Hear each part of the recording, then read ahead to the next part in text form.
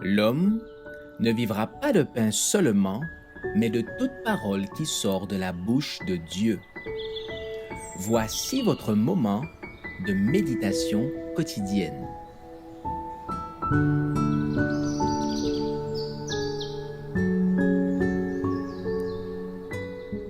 Avec Dieu chaque jour. Soyez unis par des liens d'amour le 15 juillet.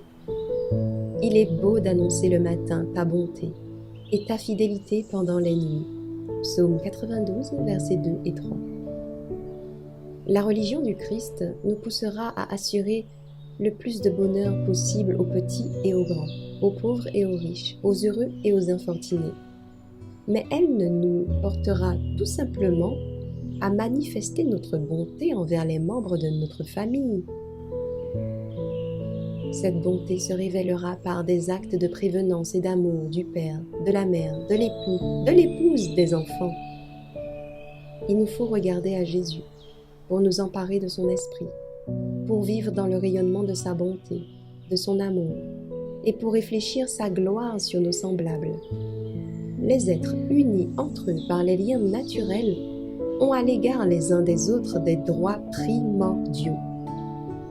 Ils se manifestent mutuellement des sentiments bienveillants et un amour extrêmement tendre.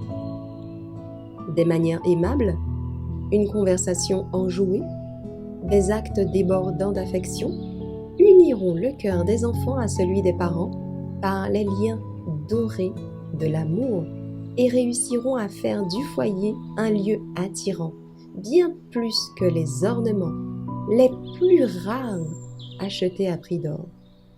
La bienveillance et la patience réciproque font du foyer un paradis et attirent les anges célestes au sein de la famille. Mais ces anges fuiront les demeures où règnent les paroles désagréables, la mauvaise humeur, les conflits. Les règles sociales et familiales les plus précieuses se trouvent dans la Bible. Le sermon sur la montagne prononcé par notre Seigneur contient pour les jeunes et les vieux des instructions d'une valeur inestimable. Lisons ce sermon dans le cercle de la famille et que ces précieux enseignements soient mis en application dans notre vie quotidienne. Que cette règle d'or devienne une loi dans votre famille. Tout ce que vous voulez que les hommes fassent pour vous, faites-le de même pour eux. Ceux qui chérissent l'esprit du Christ doivent manifester de la politesse au foyer. Ils chercheront sans cesse à créer du bonheur autour d'eux. Ils s'oublieront pour entourer les autres de leur attention bienveillante. La politesse chrétienne est comme la chaîne d'or qui relie les membres de la famille par des anneaux d'amour et qui les rapproche et les unit de plus en plus fortement chaque jour.